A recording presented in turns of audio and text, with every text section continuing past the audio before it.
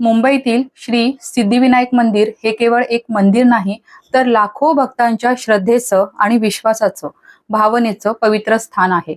काही दिवसांपूर्वी येथे घडलेला एक अनुभव अनेक प्रश्न निर्माण करून गेला. एका सामान्य भक्ताने मंदिर परिसरात एक फोटो काढण्याची विनंती केली, पण त्याला मनाई करण्यात आली. मात्र काही वेळातच व्हीआयपी रांगेतून आलेल्या काही लोकांना बिनधास्त फोटो काढताना परवानगी दिली गेली. कारण काय सांगितलं गेलं? त्यांनी विशेष पास घेतला आहे.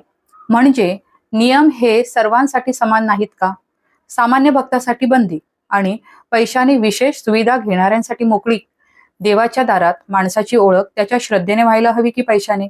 आज मंदिरामध्ये वाढत चाललेली व्हीआयपी संस्कृती ही अत्यंत गंभीर समस्या बनत आहे. ज्या ठिकाणी भक्ती, समानता आणि नम्रता असायला हवी, तिथे आता पैशानुसार वागणूक दिली जात असल्याची भावना सामान्य लोकांच्या मनामध्ये घर करत आहे. हा प्रश्न फक्त एका मंदिराचा नाही, तर संपूर्ण व्यवस्थेच्या मानसिकतेचा आहे. जर नियम असतील तर ते सर्वांसाठी समान असले पाहिजेत.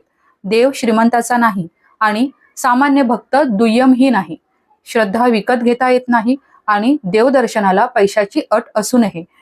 वेळ आली आहे प्रश्न विचारण्याची. मंदिर व्यवस्थापन भक्तांसाठी आहे की व्हीआयपी संस्कृतीसाठी? धन्यवाद.